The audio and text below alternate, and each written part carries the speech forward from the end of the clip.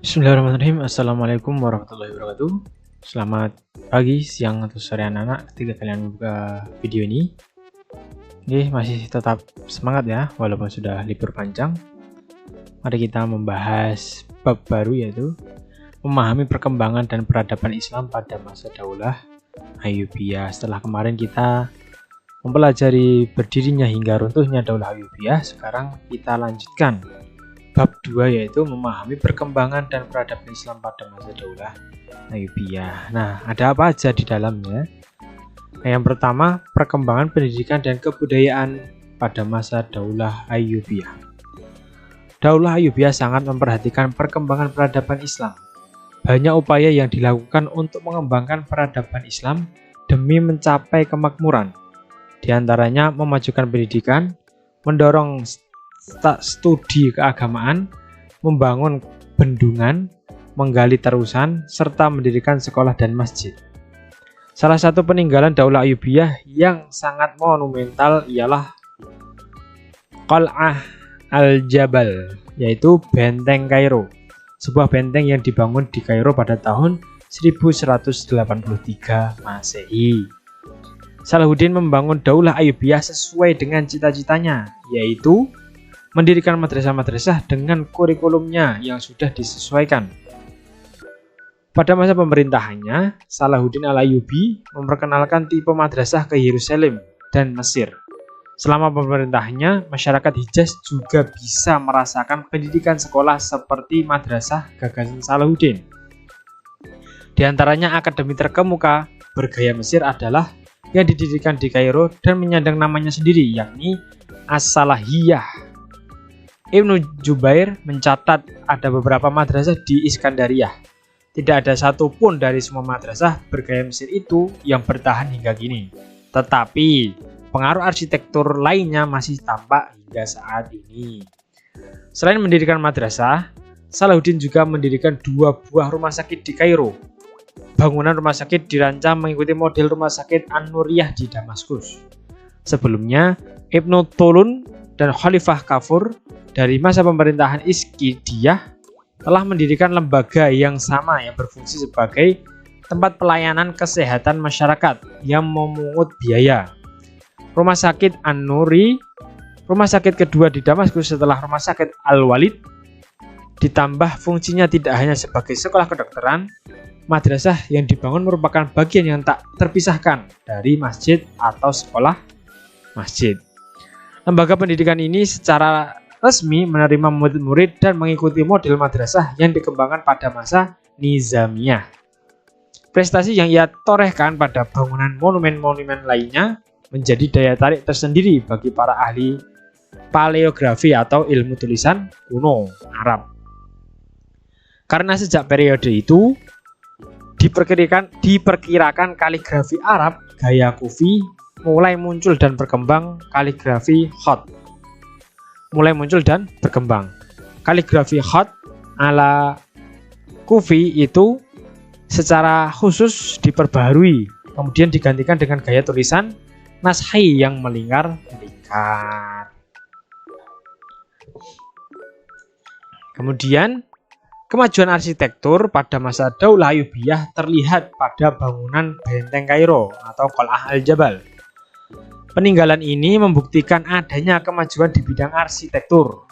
Benteng kuno atau Benteng Kairo dibangun pada tahun 1183 Masehi oleh Sultan Salahuddin Al-Ayyubi. Bahan-bahan bangunan yang digunakan untuk membangun benteng tersebut adalah batu-batu alam yang membentuk balok. Bentuknya serupa dengan batu balok yang digunakan untuk membuat bangunan piramida. Desain penggunaan Benteng Kairo ini menyerupai dengan pertahanan benteng-benteng Normandia yang ada di Palestina. Rene Grousset mengemukakan bahwa seni Arab klasik dari timur dipresentasikan pada bangunan-bangunan yang terdapat di Damaskus dan Aleppo. Bangunan tersebut didirikan pada abad 13 Masehi oleh para penguasa Daulah Ayyubiyah dan para khalifah awal Daulah Mamluk. Arsitektur Suriah bermazhab Ayyubiyah ini terus dipakai di Mesir hingga masa Daulah Mamluk. Mereka mendirikan beberapa monumen indah dan menjadi kebanggaan tradisi kesenian Arab. Karakteristik arsitektur itu sangat solid dan kuat. Bahan-bahan materialnya misalnya batu-batu yang bagus serta dekorasi dengan motif-motif yang sederhana, menyuguhkan nuansa keindahan yang abadi. Tetapi, seperti halnya pada aliran Andalusia, arsitektur Mesir Suriah juga bergantung pada dekorasi yang mewah untuk menciptakan keanggunan dan kecantikan. Sebuah prasasti yang terdapat di menara barat benteng Aleppo atau Suriah sampai saat ini masih dapat dibaca. Keberadaan benteng pertahanan itu yang disebutkan oleh catatan orang Suriah dan Hittiyah yang dianggap sebagai sebuah mahakarya dalam bidang arsitektur militer zaman kuno. Berutang besar pada Sultan Suriah ini yang telah merenovasi dan memeliharanya. Pusara Nuruddin di Akademi Damaskus Al-Nuriyah hingga kini masih diziarahi dan dihormati. Melalui madrasah semacam itulah tercipta suatu konsep mausoleum yang berhubungan dengan masjid di Suriah. Selama masa pemerintahan Mamluk, selain mempertahankan tradisi seni Daulah Ayyubiyah, juga melahirkan tradisi baru, yaitu menguburkan para pendiri sekolah masjid di bawah kubah bangunan yang mereka dirikan.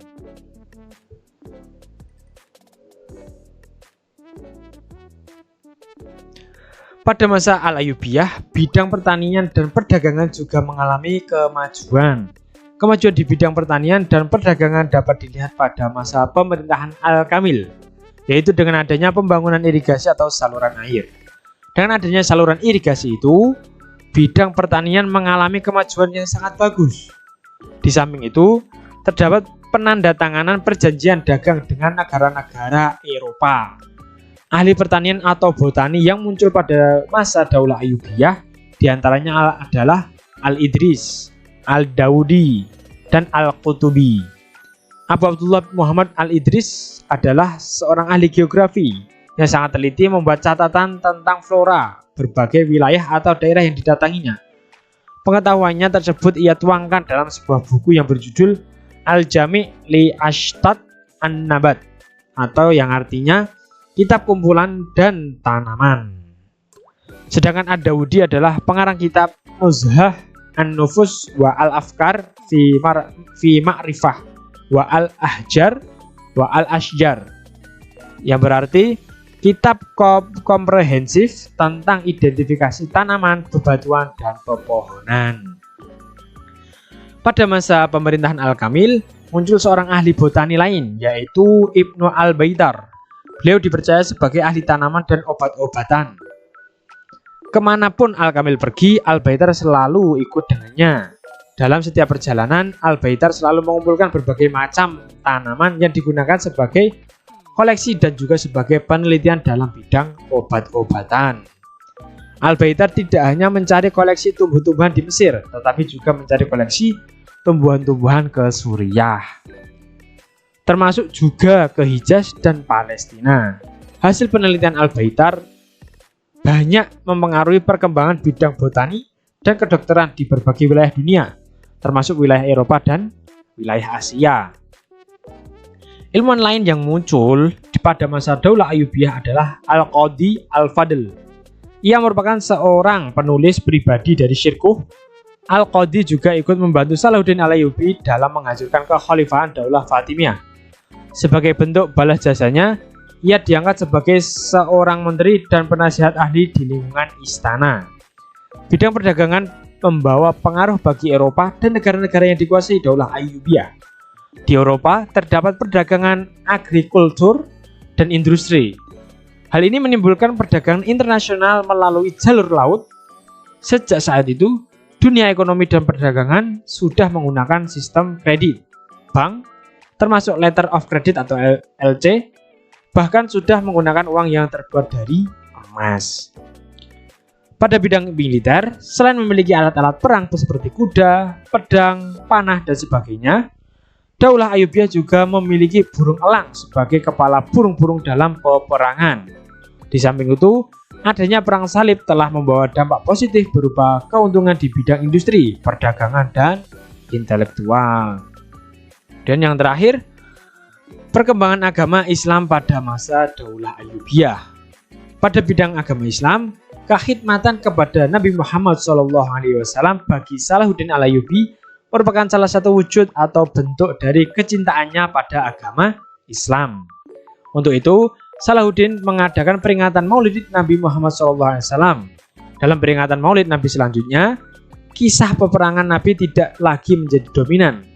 Hal yang kemudian diceritakan dalam Maulid Nabi adalah sejarah kehidupan Rasulullah SAW. Salahuddin melihat ketika perang salib motivasi umat Islam sangat menurun, sementara motivasi pasukan salib atau Kristen semakin meningkat. Hal ini tentu membuat suasana tidak kondusif bagi pasukan Islam, sehingga Salahuddin merasa perlu membangkitkan kembali semangat umat Islam sebagai umat Kristen, sebagaimana umat Kristen dengan perayaan Natalnya. Maka Salahuddin Al-Ayyubi mengadakan peringatan Maulid Nabi Muhammad SAW. Dalam peringatan Maulid Nabi, Salahuddin Al-Ayyubi menggemakan kisah perang yang dilakukan Nabi Muhammad SAW. Hasil dari peringatan Maulid Nabi tersebut adalah bangkitnya semangat umat Islam atau pasukan dalam merebut Yerusalem dari tentara salib. Peristiwa ini terjadi pada tahun 583 Hijriah atau 1187 Masehi. Selain dimaksudkan untuk meneladani akhlak Nabi Muhammad SAW, peringatan tersebut juga untuk meningkatkan motivasi guna menghadapi perang yang lebih besar, yaitu perang melawan hawa nafsu, kemungkaran, dan kemaksiatan. Ya anak-anak, mungkin cukup sampai di sini dulu pertemuan kita kali ini. Terima kasih yang sudah menyimak sampai akhir. Jangan lupa dipahami. Habis ini akan ada latihan soal, silahkan dikerjakan dengan sungguh-sungguh. Terima kasih, sampai berjumpa di pertemuan berikutnya. Wassalamualaikum warahmatullahi wabarakatuh.